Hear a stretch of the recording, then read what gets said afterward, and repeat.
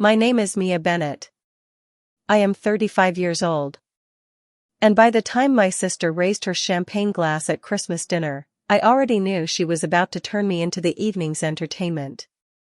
You're already 35 and still single, she said, loud enough for every cousin, spouse, and family friend at the table to hear. Must be tough spending Christmas alone. The laughter came quickly. My mother laughed too, then waved one hand, as if humiliation simply disappears once you call it harmless. She's just joking. I set my glass down. Don't worry about me, I said. I've been married for a long time. My mother froze mid-toast. My sister's smile collapsed. My father stared at me as if he had missed an entire chapter of his own family's life. Someone asked who my husband was. I looked at the glossy redevelopment proposal sitting beside my mother's plate, the one my family had spent 6 months preparing for a private investor they believed could save their failing business. You already know his name, I said. You've been begging for a meeting with him since June. No one laughed this time. My sister reached for the proposal, but I placed my hand on it first. There was something else they didn't know yet.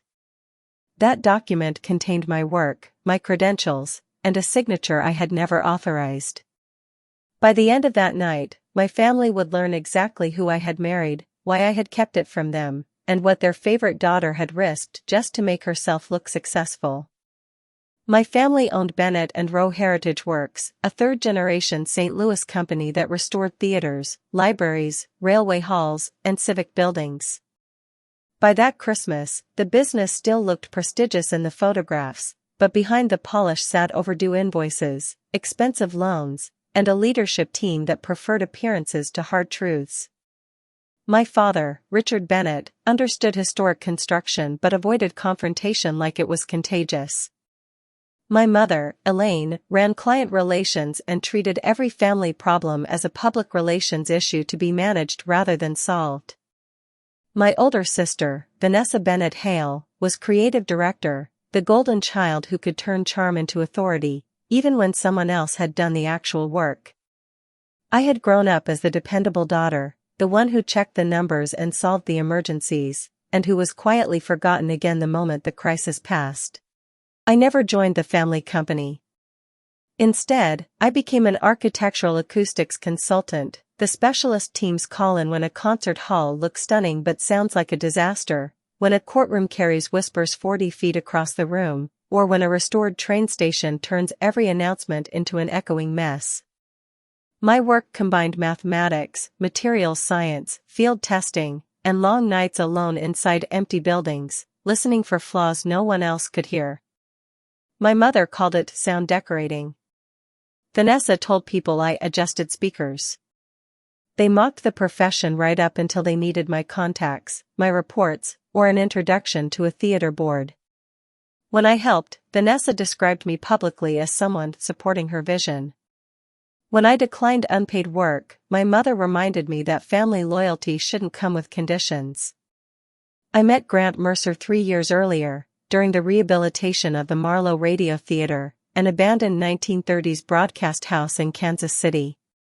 Grant was a structural engineer and founder of Mercer Civic Renewal, a redevelopment firm known for saving buildings everyone else had written off. Our first real conversation was an argument, whether the original plaster ceiling could actually survive my acoustic plan. He came back the next morning with revised calculations and coffee. I came back with a test model proving we'd both been partly wrong. That became our rhythm. Challenge, evidence, adjustment, respect. I told my family almost nothing about him, because in my family, private information had a way of becoming shared property. Vanessa had once read messages off my unlocked phone and repeated the details of a breakup at Thanksgiving. When I objected, my mother defended her with the exact same words she'd use years later at that Christmas table. She was just joking.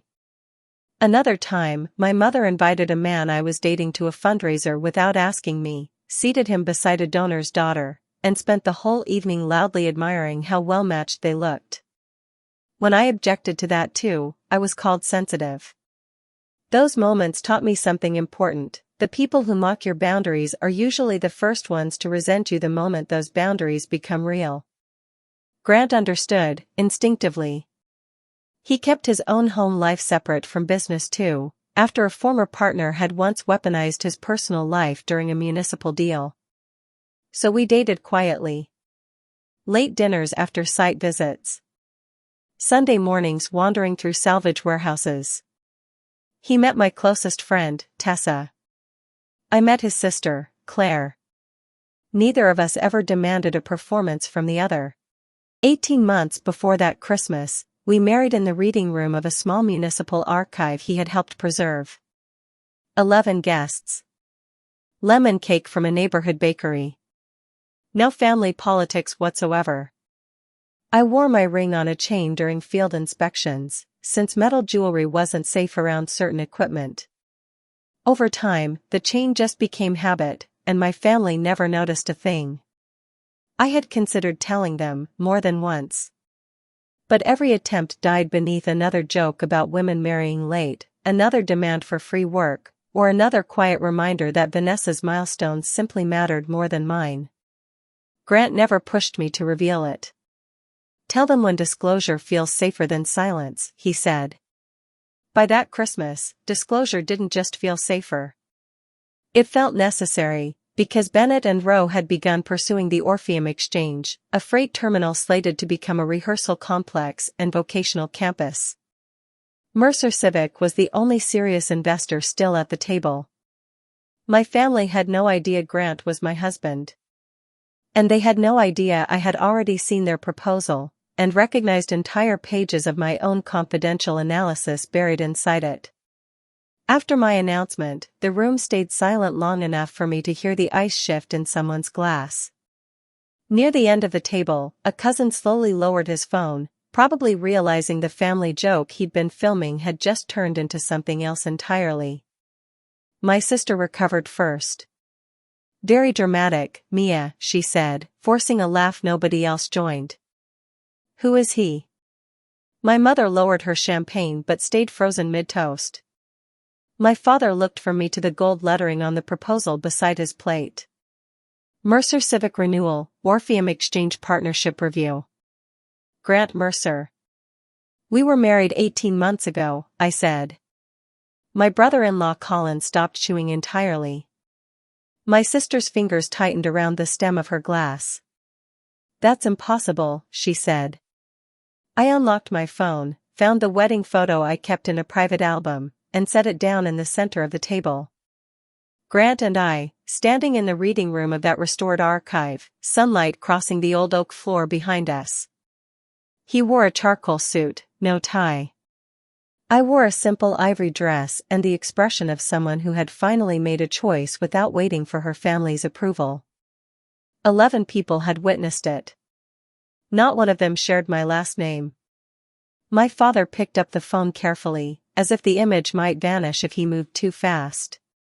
My mother leaned in, her face cycling through disbelief, hurt, calculation, and finally, recognition. My sister barely glanced at the photograph at all. Her eyes went straight past it, back to the proposal beneath my hand. Does he know about the Orpheum project? She asked. Not are you happy? Not why didn't you tell us? Her very first question was about the deal. He knows exactly what your company submitted, I said. What have you told him about us? That should worry you far less than what you told him about me. I opened the proposal to page 14. The acoustic feasibility summary was mine. So were the reverberation projections, the vibration control diagrams, the seating absorption model, and the material schedule for the terminal's proposed performance hall. I had prepared the original report 2 years earlier for a nonprofit arts coalition considering leasing part of the building. The project died when a grant fell through, but the research stayed protected under my consulting agreement. Every page marked confidential. I had shared a preliminary copy with my father once, after he asked whether the building could realistically support live performances without a full interior rebuild. He'd promised he only wanted to understand the technical risk. Now my work sat inside Bennett and Rose investor package with the copyright footer quietly removed. My name appeared beneath a heading that read Senior Technical Partnership, followed by a claim that I had agreed to serve as the company's lead acoustics advisor for the entire redevelopment. I had never agreed to anything. Beneath that false claim sat a digital signature close enough to mine to fool anyone moving quickly through hundreds of pages. My father pulled the proposal toward himself. Elaine. What is this? My mother didn't answer him. She looked straight at my sister instead. Colin wiped his mouth and said he'd been assured I had reviewed and approved the entire package. It was a working draft, my sister said. Nothing was final. You submitted it to an investment committee, I said. That makes it considerably more than a draft. Mia has helped the company before, she told the table, as if past generosity had somehow purchased permanent access to my name. She sent us recommendations. Reviewed materials. Introduced people. We had every reason to believe she'd support this. Helping you before was not lifelong consent, I said. And support is not a signature. My mother reached across the table for the proposal. I moved it out of her reach. Whatever happened, we can correct it privately, she said. There's no reason your husband should make a multi-million-dollar decision based on a disagreement between sisters. Her hypocrisy was almost impressive. Less than 5 minutes earlier, she had laughed while I was mocked as a lonely 35-year-old. Now my very real marriage had become nothing more than a corporate asset I had selfishly failed to disclose. Grant isn't withdrawing because I'm upset, I said. Mercer Civic's compliance team found the inconsistencies before anyone even knew I was connected to him personally. My father frowned. What inconsistencies? Revenue projections that don't match your tax filings. Subcontractor commitment letters from firms that deny ever issuing them. A financing statement listing personal guarantors who never agreed to guarantee anything. And my unauthorized signature. Colin's face changed the moment I mentioned the guarantors. He asked which names were listed. My sister told him this was neither the time nor the place. Apparently, Christmas dinner was the perfect place to dissect my marriage, but not the documents attached to their own house. Elaine, my father said, a warning in his voice. I kept going. I found out about the proposal when Mercer Civic's general counsel contacted my office to verify my role. They didn't know I was Grant's wife. They just knew I was the consultant whose copyrighted work had turned up inside a submission from a company claiming I'd joined its technical team. My sister pushed back her chair. So you discussed our confidential finances with your husband behind our backs? No. Your company placed my identity inside your confidential finances without asking me. My phone buzzed against the table. It was Grant. He knew I was planning to confront them and had asked me to text once I was safe. I answered instead. Are you all right? He asked. I'm fine, I said. They know we're married. They also know about the proposal. My mother instantly switched into the polished voice she used on donors and city officials. Grant, this is Elaine Bennett. I believe there's been a serious misunderstanding. I looked at the phone. Grant heard the question in my silence and said, "Put me on speaker." I did. Mr. Mercer, my mother began, Vanessa may have moved too quickly, but Mia has contributed informally to our company for years. There was no intention to mislead anyone. A written representation supported by false documentation is not an informal contribution, Grant replied, calm and even. And it is not a misunderstanding. My sister leaned toward the phone. Mia has complicated feelings about the family business. I respect her expertise, but she isn't objective where I'm concerned. My wife's feelings didn't create the discrepancies in your submission, Grant said. Her professional integrity is the reason one of them was caught before it created far greater legal exposure for everyone involved. The word wife landed harder than the wedding photo ever could. It made our marriage real in a way my family could no longer wave off as another performance. My mother closed her eyes briefly. My father looked down at my bare ring finger, then noticed the thin chain beneath my collar for the first time. My sister's face hardened. Are you saying Mercer Civic is rejecting the proposal? Our investment committee will issue formal notice after the holiday, Grant said. Until then, neither Bennett and Rowe nor any representative acting on its behalf may use me as name, reports, credentials, diagrams, or implied participation in any capacity. Preserve all drafts and communications related to the submission. Further questions go through counsel. Grant, my mother said quickly. Before you make a decision that could affect dozens of employees, perhaps we could arrange a private family meeting. The employees are precisely why this needs proper review instead of family pressure, he said. Mia, call me when you leave. I ended the call. No one spoke for several seconds. My mother stared at me like I had personally forged every false number in that proposal myself. Mia, she finally said, lowering her voice. You have to fix this. Not I'm sorry. Not how could this have happened. Not we should never have laughed at you. Her instinct was exactly what it had always been. Vanessa created the emergency, and I was expected to become the solution. I stood and reached for my coat. No, I said. For once. The person who created the problem is going to have to carry it. My sister rose too. You cannot walk in here, reveal a secret husband, threaten the company, and just leave like you're innocent. I turned to face her fully. I did not bring Grant's name into your proposal. You did. I did not attach my signature to a lie. You did. And I did not turn my marriage into a weapon tonight.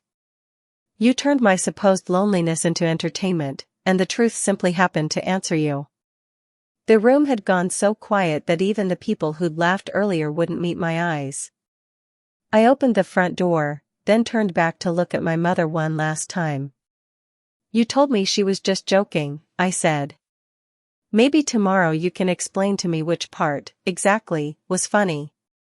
My mother followed me into the entryway. You cannot leave after dropping something like this. Your sister made a mistake. Families solve mistakes. Families also prevent them, I said. They don't laugh while one daughter humiliates another, and then demand loyalty the second money is on the line. This is about a joke. The joke was only the clearest summary. For years, Vanessa's cruelty had been treated as nothing more than a personality quirk the rest of us were responsible for managing around. When she borrowed my belongings, I was told not to be possessive. When she repeated my private details to a room full of relatives, I was told not to be so secretive. When she introduced my own contacts as people she had personally cultivated, I was told not to compete with my sister. Every boundary I ever set proved I was cold. Every boundary she crossed proved she was simply outgoing. The worst of it happened 5 years earlier, when I redesigned the acoustics for a children's theater built beneath an elevated train line. I developed a floating interior shell that killed the low-frequency vibration without forcing the nonprofit to gut the entire building. Vanessa saw my presentation during a family weekend. 3 months later, Bennett and Rowe entered an industry awards competition using my diagrams as evidence of the company's own innovative methodology. My logo had been stripped away. Her team took the credit. I only found out because the awards committee invited me to serve as a juror that same year. My mother begged me not to report the submission, insisting public embarrassment could cost employees their jobs. My father promised it would be quietly withdrawn. Vanessa cried, called my diagrams placeholders, and accused me of enjoying her humiliation. I agreed not to file a formal complaint. 2 weeks later, my mother told relatives I had nearly destroyed the company over a formatting error. That was the exact moment I stopped confusing peace with repair.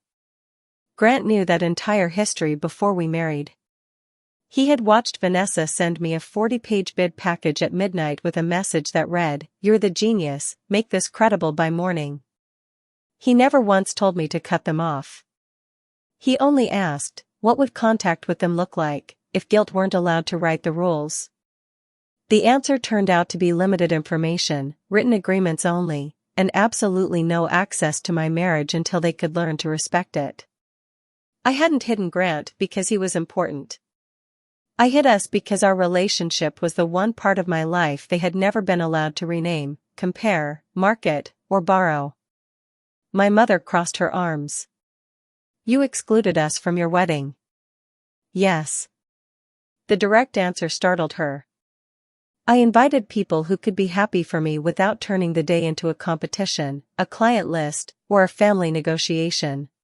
Behind the closed door, Vanessa was already blaming Colin for approving the proposal, and Colin was insisting he'd only relied on her assurances. My father asked them both to stop. My mother lowered her voice. "Mercer Civic was our last option," she said. "The bank has given us until January 15th to show new capital. If this deal disappears, we lose the project. We lose the showroom." For half a second, old habits nearly took over. I imagined pulling the debt apart myself, calling Grant, quietly engineering a rescue. That was the role they had always preferred for me, invisible, right up until competence became useful again. "Did Vanessa know that deadline when she signed my name?" I asked. My mother looked away. The door opened. My father stepped into the hall holding a manila folder full of lender notices, payroll warnings, and a draft list of personal guarantors. My name was on it, listed as a family principal with substantial outside income, despite the fact that I had never owned a single share of Bennett and Rowe. A handwritten note beside it read, "Mia will come around once Grant is committed." "That was only planning," my mother said. My father pulled the folder away from her. "Elaine. Stop." Then he looked at me. "I didn't approve this. I should have known. I should have asked." Vanessa appeared in the doorway. "What do you want, Mia?" "My resignation? Do you want me to kneel?" "I want you to stop asking what performance will make the consequences disappear." She laughed bitterly. "You finally have the powerful husband and the perfect career. You get to stand above all of us." And there it was, the resentment that had been sitting underneath every joke for years. Not concern that I was alone. Fear that I never had been. "I never needed to stand above you," I said quietly. "I needed you to stop standing on me." Grant was waiting across the street, because we'd agreed I shouldn't drive if the confrontation left me too shaken. I climbed into his truck and handed him the folder. "How bad?" he asked. "Worse than the proposal?" He didn't tell me what to do next. He just touched the ring beneath my collar and waited while I finally let myself shake. 3 days after Christmas, Mercer Civic formally ended negotiations. The letter cited material misrepresentation, unauthorized use of a consultant's credentials, and weak internal financial controls. It never once mentioned our marriage. Grant had insisted the record stay entirely professional, so no one could ever dismiss the decision as domestic revenge. The facts alone were damning enough. The city suspended Bennett and Rowe from the Orpheum bid. The bank refused to extend its deadline. Subcontractors demanded their overdue payments, and Colin's father hired a lawyer after learning he'd invested based on Vanessa's claim that the Mercer deal was essentially finalized. My father apologized without asking me for a single thing in return. My mother sent 14 messages, every one of them ending in a request. Vanessa wrote only, "I hope you're enjoying this." On January 4th, my mother arrived at my office carrying a binder labeled Family Continuity Plan. It proposed that Grant purchase 49% of Bennett and Rowe, absorb part of the debt, and let Vanessa stay on as president of creative operations. I would join the board, provide technical services for 5 years at a discounted family rate, and publicly call the forged signature an administrative misunderstanding. It wasn't a rescue plan at all. It simply transferred the risk onto me and Grant while keeping every ounce of power exactly where it had always been. "You said you wanted accountability," my mother said. "You can supervise Vanessa from the board." "I don't want to supervise her," I said. "I want her to be responsible for herself." "She's your sister. She's also the executive who submitted false information." My mother's composure finally cracked. 43 people depend on this company. Your grandfather started it with 2 employees and a borrowed truck. I understood the risk to those employees better than she realized, because I had already reviewed the numbers with an independent restructuring attorney. Saving their jobs did not require preserving Bennett family control. "There's one structure I would support," I said. Bennett and Rowe enters court-supervised restructuring. The showroom is sold. Employees receive priority for unpaid wages. The restoration division goes to a qualified buyer or worker cooperative. Dad may stay on as a technical advisor. Vanessa resigns from management, issues a factual correction about my work, and repays the legal costs tied to the false submission. You and Dad release any claim that I'm responsible for family debt. Mercer Civic can bid through an open process, but I will not influence the price. You want to strip our name off our own company. I want the people who actually do the work to have a real chance at keeping their jobs. This is punishment. No. Punishment would be using my marriage to destroy you. This is refusing to use it to protect you from choices you already made." After she left, I cried alone in the conference room. Doing the right thing didn't feel triumphant at all. It felt like finally admitting the family I actually wanted wasn't the one standing outside my office making demands. Grant found me there and told me my mother had already called his office, claiming our marriage made me biased. Counsel had preserved the voicemail. "Part of me still wants to fix payroll," I admitted. "Kindness doesn't require handing control back to the same people," he said. Together, we built a lawful alternative.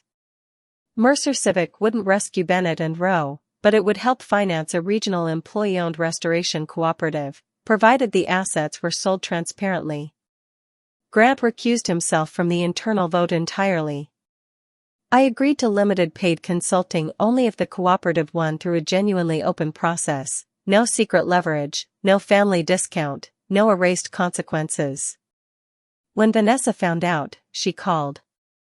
"You're giving our company to strangers. The people in that cooperative have completed most of your projects for years. You know what I mean." "Yes. They're strangers because they don't share our last name, even though you risked their jobs to protect yours." She began to cry, and admitted the Christmas joke had actually been strategic. She'd heard I might be involved with someone important but couldn't figure out who. Calling me single in front of the entire family was meant to force either a denial or a reveal. "You could have just asked whether I was happy," I said. "I didn't think you'd tell me," she admitted. "You were right." "Then what was I supposed to do?" she snapped, "except that?" "Access to me is not something you get to force," I told her.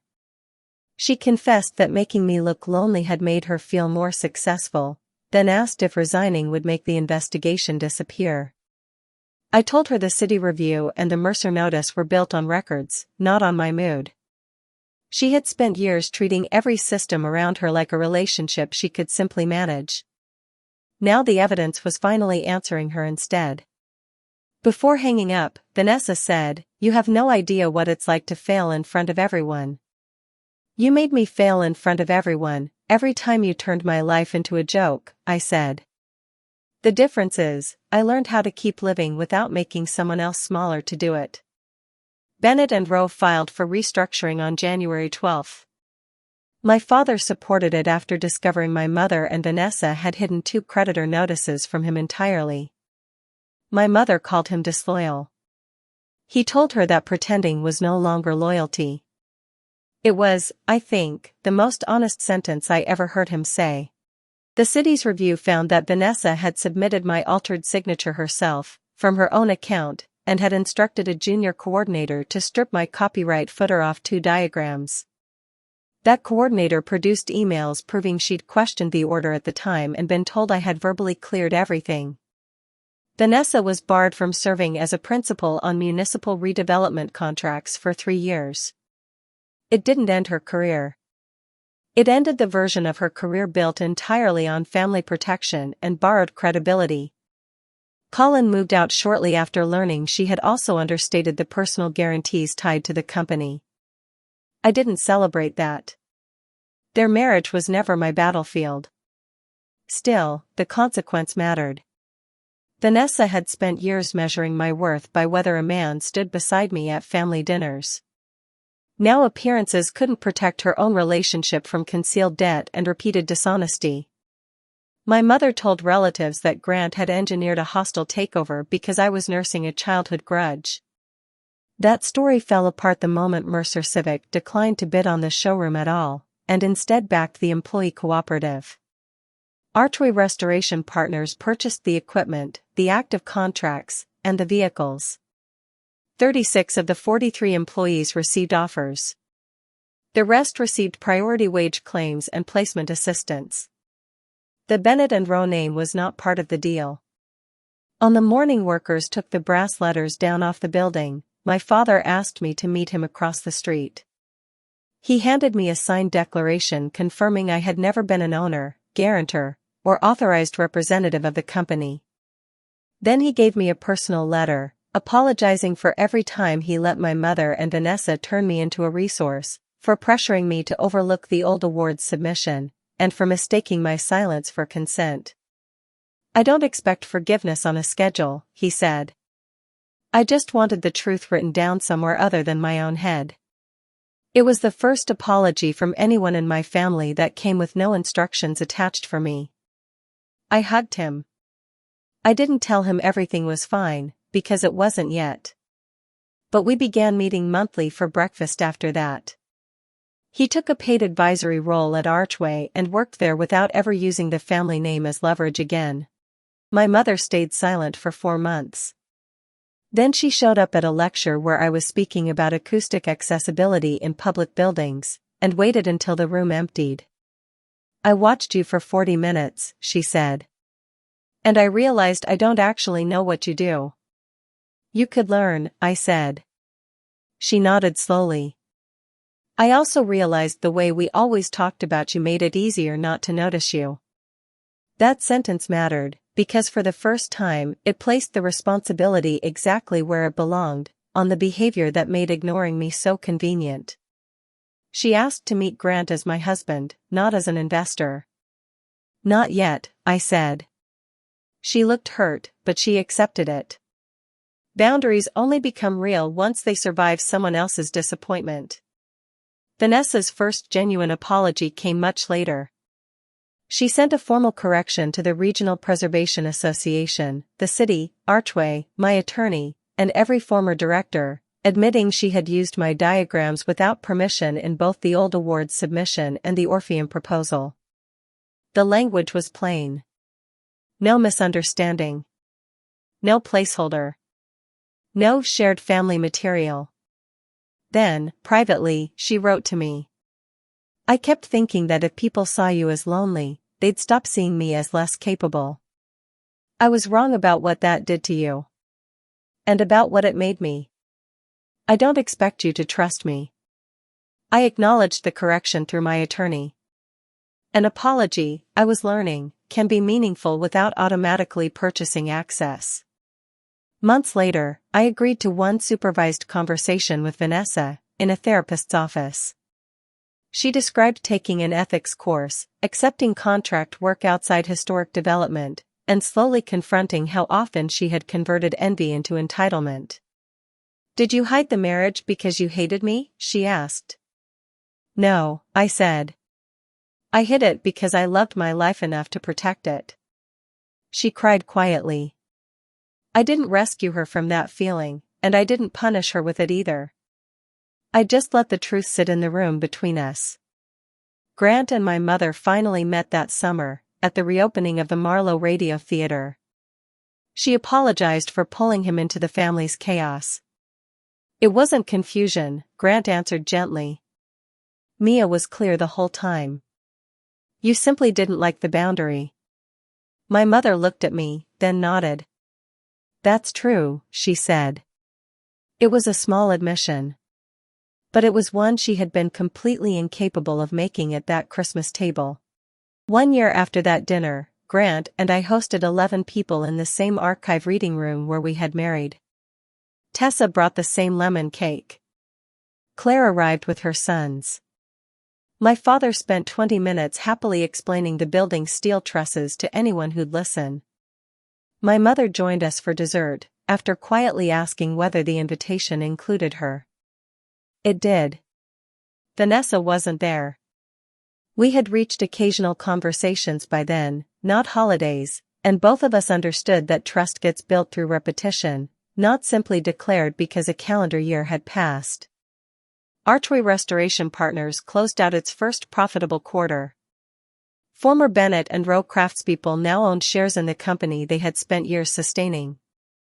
My father served as a paid advisor, with no voting control. The Orpheum contract went elsewhere in the end, but Archway won a smaller library restoration entirely on its own merit. No family name opened that door. Their work did. Vanessa completed the city's ethics requirements and found a job coordinating vendor logistics for a trade show company. The title was far less glamorous, the salary considerably lower, but the work was measurable, and it was hers alone. In therapy, she admitted starting over had embarrassed her, until she noticed something she hadn't expected. When a project succeeded, she finally knew exactly which part of it belonged to her. Colin returned home after months of counseling, though their marriage stayed fragile. I never asked for details. Privacy isn't suspicious just because it belongs to someone else. My mother changed the slowest of all. When relatives asked why they hadn't known about my wedding, she started out calling me secretive. After I corrected her, she began saying instead, Mia didn't feel safe sharing it with us. Eventually, she got to, we gave her reasons not to. Accountability, I learned, was never one dramatic apology. It was choosing to tell the truth again and again, even when the old story made you look so much better. My acoustic accessibility framework became part of a national design guide, and I was chosen to lead the sound strategy for a science museum being built inside a former aircraft assembly plant. At the launch, an interviewer asked Grant how it felt to be married to someone receiving so much attention. He just smiled. "Normal," he said. I was impressed by her before I even knew her middle name. Then he stepped aside so the next question could come to me. He could stand beside me without ever needing to stand in front of me. People sometimes ask whether revealing my marriage that night was revenge. It wasn't. I didn't marry Grant to surprise my family. I didn't alter my own signature, strip the copyright marks, hide creditor notices, or force Vanessa to mock me at a dinner table. I simply told the truth at the exact moment they expected me to absorb one more lie about myself. And then I refused to spend my marriage, my money, my expertise, or my reputation shielding them from the consequences of their own choices. The family company disappeared. But the employees' work survived it. My father lost his authority and, in losing it, recovered his integrity. My mother lost the polished social story she'd protected for so long, and slowly began learning how to relate to people without managing their perception of her. Vanessa lost her status, and along with it, the certainty that someone else would always clean up behind her. And I lost the fantasy that one perfect explanation could ever transform people who had spent years benefiting from misunderstanding me. On the anniversary of that dinner, my mother sent me a message. I laughed because stopping Vanessa would have meant admitting I encouraged the way she treated you. You deserved a mother who protected your dignity before she needed your help. I'm sorry. I thanked her for finally saying it plainly, and told her that trust would still take time. It wasn't a grand reunion. It was a door, opened only as wide as I chose to open it. That evening, I wore my wedding ring on my hand instead of the chain around my neck. My father noticed first. My mother noticed second, and smiled without turning it into a speech. Grant found my fingers beneath the table. I once believed family peace meant preventing discomfort at any cost. Now I understand that peace built on one person's silence is really just convenience for everyone else. Love does not require unlimited access. Forgiveness does not erase accountability. And a joke that keeps landing on the exact same wound isn't humor at all, it's a test, to see how much disrespect the room will quietly allow. When I remember my sister asking whether it was hard spending Christmas alone, I don't hear the laughter first anymore. I remember the silence after I set my glass down. I've been married for a long time, I told them. But what I was really telling them was this: I have had a full life for a long time. You simply never looked closely enough to see it. And if someone you love keeps reducing your life to a joke, ask yourself honestly, are you protecting the relationship, or are you protecting the version of you that makes the relationship easy for them? Sometimes the strongest revenge isn't loud at all. It's refusing to stay available for disrespect. It's building a life no one can borrow without permission. And it's letting the truth quietly collect every consequence you were once expected to prevent.